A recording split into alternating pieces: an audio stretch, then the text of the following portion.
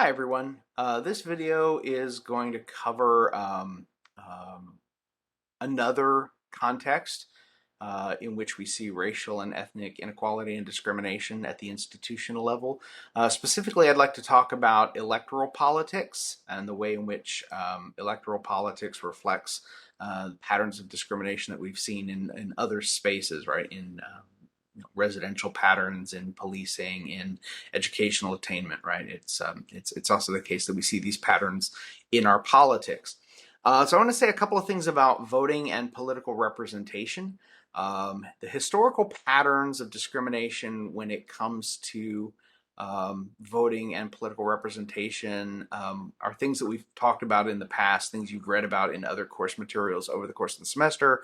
But just to, again, give a little bit of a summary, voters of color, especially blacks, for the period of time after which they became citizens, right, so post-Civil War, were prevented from voting in significant numbers during Jim Crow. One of the defining features of the Jim Crow era is the way in which institutional discrimination, intentional institutional race-based discrimination, led to political disenfranchisement and the kind of associated inability to protect their rights, to establish their and defend their economic interests, to gain representation, in local politics, state politics, and in national politics.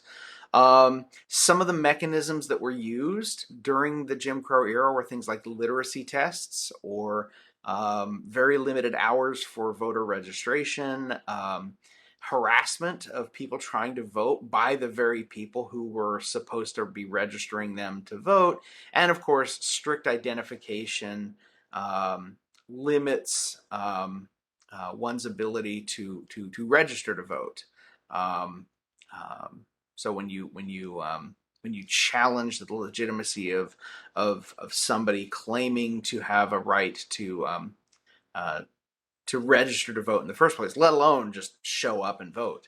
So those are some of the practices that were used to prevent black voters and other non-white voters from even registering to vote before we even get to the actual running of elections. During elections, things like the grandfather clause or poll taxes. There were white primaries that were designed to keep blacks from being able to vote at the polls. So, structural barriers and limitations on the ability of again, these are citizens of the United States. They are at least ostensibly protected by the 14th Amendment. They're guaranteed the rights of citizenship, and yet systematically, right, these policies and practices helped to minimize the ability of blacks to exercise their constitutional rights. The general structural nature of governance, especially at the federal level in the United States, also served to increase the power of what we would call minority states. And this is where the majority-minority language gets really, really tricky. When we talk about minority states, we're talking about states with very small populations, not states with high proportions of non-white citizens. So the Electoral College and the Senate, right, one of the two branches of the legislative side of the federal government, those are inherently anti-democratic structures, right? The Electoral College is designed to ensure that small states that have very small populations, continue to have a disproportionate degree of influence over policy making, over laws, over the enforcement of laws, so that the interests of these small states, which were predicated, again, most of these are states whose interests, at least in the first 60 or 70 years of the history of this country, were founded in the practice of slavery. And then in the post-Civil War era, predicated on a need to create a relatively inexpensive pool of labor mostly out of the former slaves and their descendants. So, and of course the Senate, you can see that the fundamentally undemocratic nature of the Senate in the number of representatives that every state gets, right? So Illinois, I believe Illinois has 27 million-ish people. We have 2 senators. Um, Wyoming has 600,000 people, also 2 senators. So the per capita degree of representation that exists in the U.S. Senate for Wyoming is equal, or not equal. The per capita representation is greater than for the citizens of Illinois. Right? We can say, well, the states have the same number of senators, and that's true. States aren't people. States don't have interests. People have interests. Whether you think it's a good thing or a bad thing that every state, regardless of how many or how few people live in it, have an equal number of senators, you would be hard pressed to sort of defend that as inherently democratic. That's my point, right? That these are not democratic structures. They don't reflect the will of the people. They reflect the intent of the framers to minimize the ability of masses of people to influence policy. And again, that's more political science than anything else, but it's got direct bearing on the way in which discrimination can persist, even after it's officially sort of been designated as inappropriate and in many cases perhaps even illegal. Contemporary patterns of discrimination in voting and in political representation mostly revolve around voter suppression efforts, which I'll talk about a little bit more in depth in a moment. But when we talk about voter suppression and we look at it in practice, we see that it mostly targets poor voters and voters of color. And of course, those two groups also significantly overlap. So things like purge lists, where if you haven't voted in, say, a couple of recent elections, your name gets stripped out of the voter rolls, and then you go in on election day to vote, and it turns out that your registration has essentially been revoked. So purge lists are kind of one way to do that. There are actually companies that will share voters who have been disenfranchised in one state because of, say, for example, a felony conviction. Then that database gets shared with an adjoining state, and people who have similar sounding names to people who have been purged from the rolls also find themselves being purged from the rolls, and then they have to proactively go in and try to re-register. So the burden isn't placed on the state to demonstrate why somebody should be removed from the voter registration lists, but rather on the voters to demonstrate why they shouldn't be. So that was really notable in the 2000 election in Florida, which obviously you can read a lot about that. Rejecting ballots, also prominent in the sort of the wake of the 2000 election, especially in the state of Florida. Boy, so much stuff happens because of Florida. In 2013, the Supreme Court ended a provision of the Voting Rights Act called preclearance. This is as a result of a Supreme Court case decision in what was called Shelby County versus Holder. Holder was the Attorney General of the United States, who is the authority over the Civil Rights Division of the Department of Justice. So without getting too deep into the weeds of the Supreme Court decisions, prior to 2013, states that had a long and sort of well-established history of suppressing the votes of people of color, or suppressing votes on the basis of race, to be more precise, but obviously voters of color are much more likely to be the victims of that than white voters.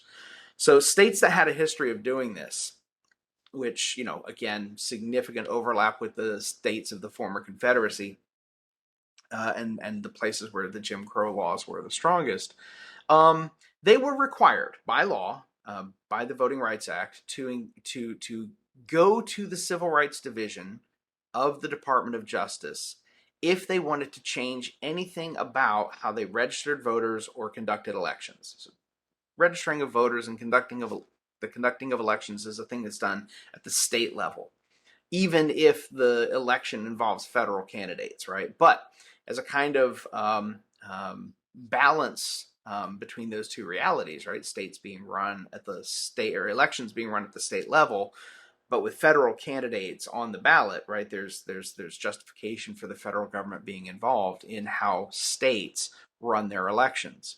At least for now, who knows, right? The Supreme Court has demonstrated a shocking disregard for legal precedent, so we'll see what happens. But in 2013, they took the first step in sort of starting to dismantle any kind of federal oversight or influence on how elections are conducted. And what they did specifically, what the Roberts Court did specifically, was they ended this practice called preclearance. So as I said, these states that had engaged in suppressive tactics, either with regard to registration or voting or both, if they wanted to make any changes to their state election laws, they had to go to the Department of Justice, specifically, again, to the Civil Rights Division of the Department of Justice, and say, we want to make these changes. And then the attorneys and the staff in the Civil Rights Division would look over them to see if they were going to have any kind of disparate racial impact, and then either approve or not approve those changes. In other words, if they wanted to make changes, they had to pre-clear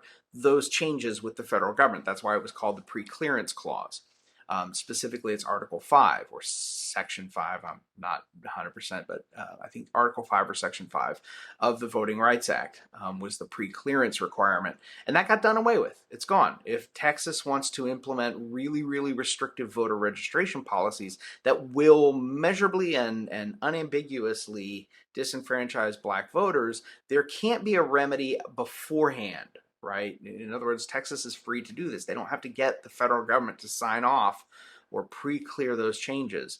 And then, of course, after the fact, it becomes really, really important to try to document the discriminatory impact. But it's much harder at that point because an election potentially has already been decided. So the idea that voter suppression was a thing that happened during Jim Crow, but stopped after we passed a Voting Rights Act in the 1960s is definitely not the case. We still have ongoing voter suppression, and it's in many ways actually in the last decade or so ramped up. It's actually the efforts have gotten much more intense, and in many ways even much more overt. The old language of trying to frame it all in race neutral terms has largely kind of gone away at this point. So I want to talk about voter suppression. I'm going to come back to that in a bit, but I want to throw out a couple of terms that probably come up a lot in conversations that you have with people about politics, or in the future you will have about politics, or maybe something you hear in the news or you read in a paper or magazine. I want to talk specifically about gerrymandering. This is another way in which voter suppression occurs. It's a really, really long-standing practice. It's tricky. You're not really allowed still, even now. The courts have come down and said race-based gerrymandering really violates the Constitution. We can't really work around that. Partisan gerrymandering, though, very recently in Supreme Court case decisions and in jurisprudence broadly, partisan gerrymandering, drawing districts to create Republican or Democratic representatives as a result of an election within that district, that's mostly been defended by the courts. The courts haven't really been willing to kind of come down and say you can't do this, in part because, at least overtly, the rhetorical justification is that it would look like the Supreme Court is picking sides, right? Saying Republicans stop doing this or Democrats stop doing this makes the court look itself somewhat partisan. But again, if a political party has the authority and power to draw electoral districts, and they're doing it in such a way to guarantee that their own party continues to win races disproportionate to how they perform in the polling, that's an issue, right? So in 2012, a really good example of the way in which gerrymandering undermines democratic outcomes. In 2012,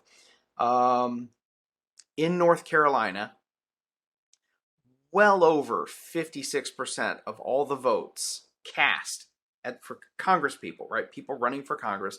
Well over 56% of all the votes cast that year for a congressional candidate went to a Democratic candidate, right? So Democrats compared to Republicans in North Carolina, 56% of the vote to 44% of the vote. But the delegation, the congressional delegation that actually went to Washington, D.C. to represent the state of North Carolina consisted of 13 elected officials, 9 of whom were Republicans. Now, you can see there's a little disparity there. The majority of the votes went to Democrats, but the majority of congressional representatives are Republicans, right? And that's because North Carolina had these incredibly partisan gerrymandered districts that would ensure that even though they didn't get the majority of the votes, they would have the majority of the seats. So that's why this is an issue, right? Because again, most of this looks like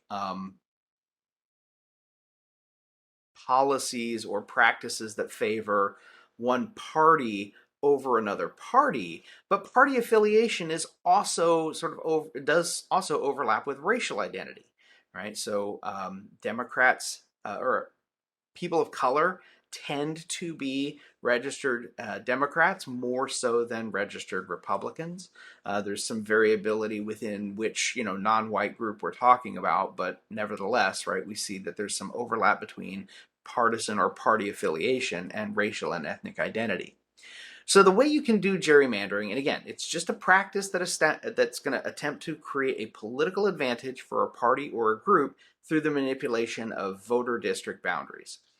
There are two different ways. Here's a nice way to think about gerrymandering. In a democracy, voters are supposed to choose their representatives.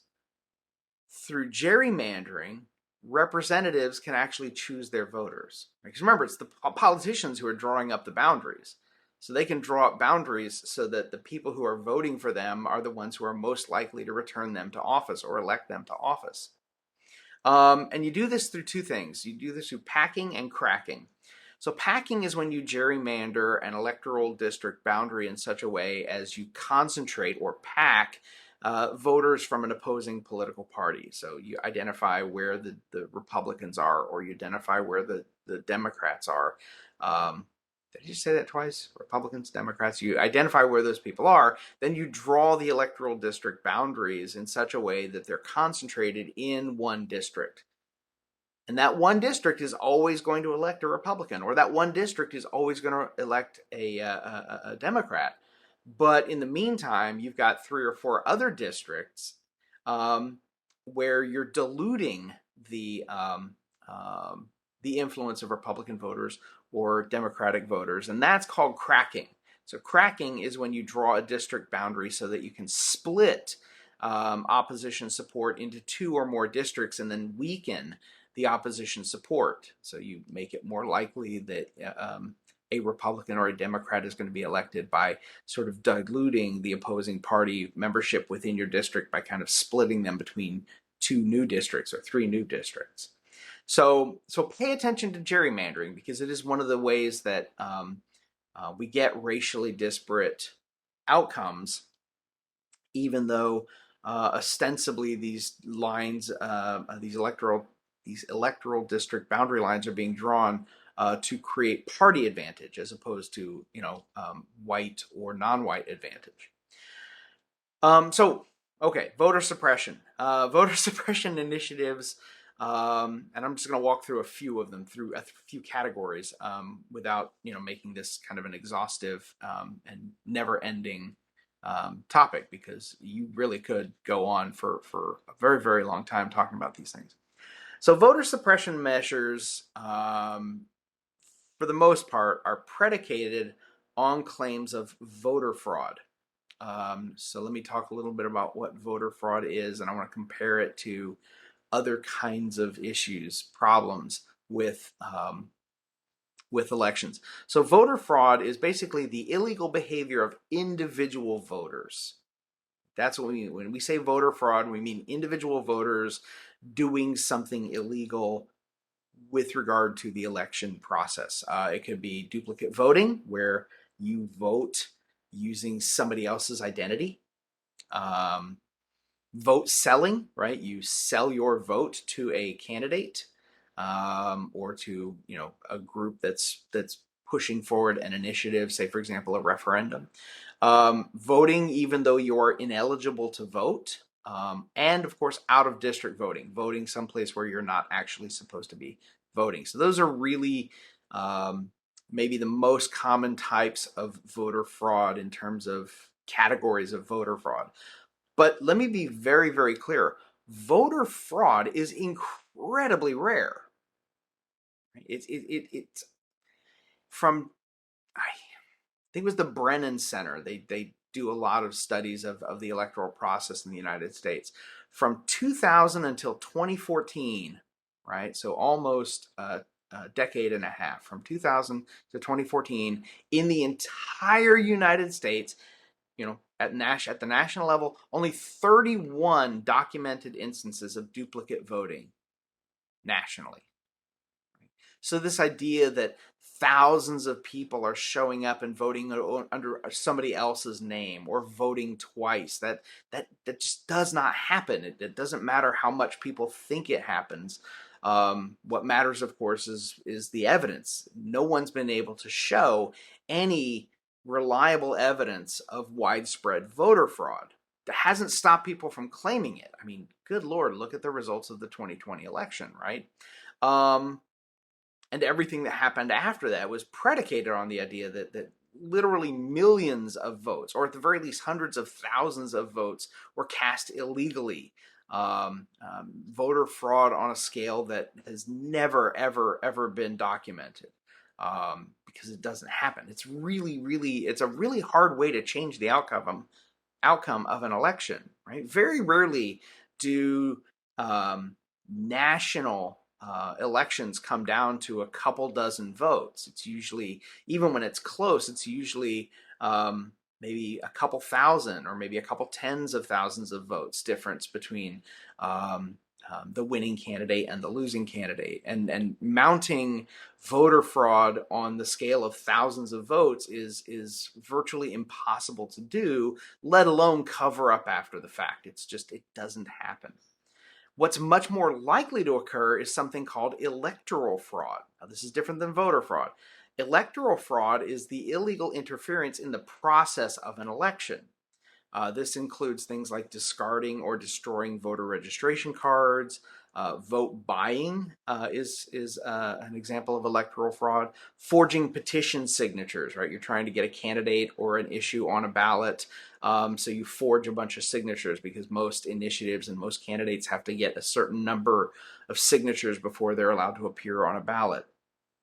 Ballot harvesting, where people collect the ballots of lots of other people and then deliver those ballots. The risk, of course, should be really obvious, right? That people could destroy ballots that are being cast for a candidate or for a position opposite that of the person doing the harvesting, or the possession of those ballots gives them the opportunity potentially to engage in altering the votes that are being cast on the ballot. Misinformation campaigns that are intended to prevent some voters from voting. So, you get these phone calls that come out of, particular campaigns saying, don't forget to vote on Wednesday, November 5th. But the election's actually Tuesday, November 4th, right? So people are like, oh yeah, I'm going to go remember to vote. They go out to vote, and of course the election was the day before. So that is an example of electoral fraud. And campaigns have done this. They've set up what are called robocalls, where they just, they send out these automated calls telling everybody to vote on, the day after the election ends. Violations of campaign finance laws, also a really common example of electoral fraud. Now, electoral fraud is also relatively rare, but it's a lot more common, much, much, much, much more common than voter fraud. And of course, because it's being done on a certain scale, even though it's rare, relatively speaking, it's much more likely to have an adverse effect on the outcome of an election than voter fraud. Voter fraud is not a problem. It's not non-existent, and it's illegal, and it should be discouraged through sanctions and through education and security measures and all the other things that you can do to sort of prevent it from happening. But it's not really happening, right? It isn't a priority. It's one of those situations that isn't a problem, but we've convinced people it is, so they throw a lot of energy and effort into stopping it from happening. Meanwhile, the things that are happening that are impacting the outcome of elections aren't getting on anybody's radar, or if they are, they're kind of being dismissed. The most famous example, at least recently anyway, the most famous example of electoral fraud was the 2020 Trump campaign. Right? This organized effort in the wake of the election, right? States certified the outcome of the election. They looked at all the counts, they looked at the ballots, in some cases where audits were being done. They did all of the normal due diligence to tabulate and summarize the results of the election. They post those results and the election gets certified. The Trump campaign, the 2020 Trump campaign, has since the end of the election in November of 2020 systematically, regularly, and consistently gone out there and told the American people that the election was fraudulent, that it was rigged, that it was that the fix was in, and that the real winner was not Joe Biden, but was in fact Donald Trump. So much so that in January of 2021, people stormed the Capitol, broke into the building, assaulted law enforcement, threatened to harm members of Congress, members of the administration, including the vice president, members of the Senate, all for doing their normal duty, which is to sort of sign off on the legitimacy of an election that did not feature massive levels of voter fraud. The Trump campaign tried 62 court cases, 61 of which were just completely rejected because there was no evidence offered of any systemic or widespread voter fraud. So this stuff that the Trump campaign even today is continuing to do, or at least as late as 2022, is electoral fraud. It's illegal for them to be doing this. So that's electoral fraud. Voter suppression, it's the last thing I want to talk about. Voter suppression is a little bit different than voter fraud or electoral fraud. This is voter fraud consists of all the legal and illegal efforts to prevent eligible voters from exercising their right to vote. So this would be things like closing down polling places. State boards of election have the right to open or close polling places where they feel like those decisions are warranted. So that's not illegal. It's not illegal to close a polling place in, say, for example, a predominantly African American community. But closing a polling place in a predominantly African American community, or restricting early voting in such a way that the groups that were most likely to participate in early voting, which tend to be voters of color and poor voters, because it's hard for people who work, especially in low income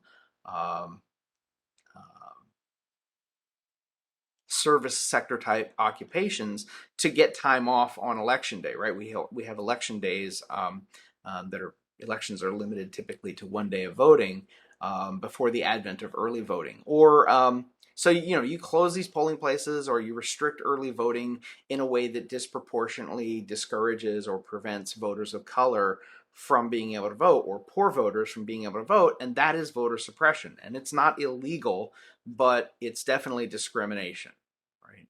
So as of March 2021, there were more than 361 bills in 47 states. That's almost all states.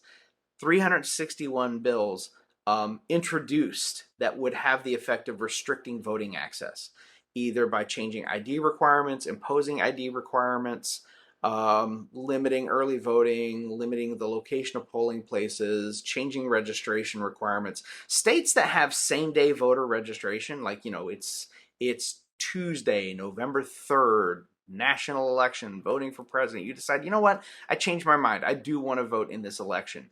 You can, in Illinois, go in and register to vote on the same day as the election. Other states, there's a cutoff. You have to be registered no later than 30 days before before voting begins, or something like that. States with same-day voter registration have higher voter participation than states that limit registration in a period of time to a period of, outside of a period of time before an election, right? The results in the first case are going to be more democratic than the results in the second case, where you're systematically saying to some people, no, you don't get to vote. The ID requirements are especially onerous. Right, the ID requirements that say, you have to have some kind of photo ID in order to be able to vote. Now you need identification to be able to register to vote. Don't get me wrong, right? Registering to vote requires the establishment of some form of confirmation of your identification. But once you're registered to vote, then you're registered to vote. You don't need to reestablish your identity each time, or at least, in principle, there's nothing in the law that says you have to. Although that is certainly something that people are starting to sort of do, and we can debate the relative merits of IDs and using IDs on election day as opposed to just when people register to vote. And I think that there are good faith arguments that are made on both sides of that. But here's the thing: IDs cost money.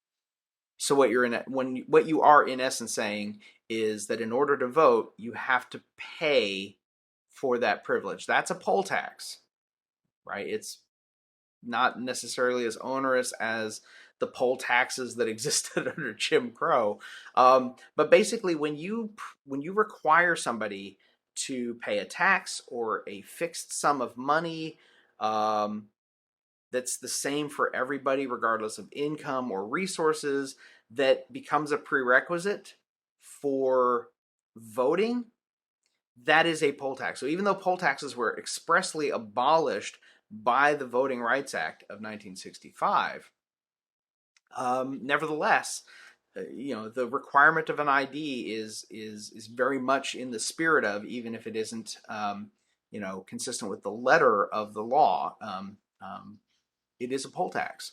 Some people say, well, you have free state IDs.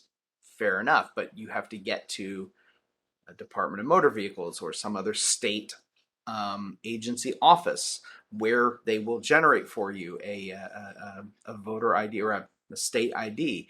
It takes time. It often takes money to get there. These are things that people who have resources are more likely to be able to do, while those without those resources are going to be less likely to be able to do those things. So again, like I said, we could probably go on for another couple hours about this, but I just wanted to give everyone a good overview of sort of the context in which these discriminatory policies are kind of playing out with regard to politics and representation. So as always, any questions, shoot me an email, let me know. In the meantime, of course, take care, and I'll see you next time.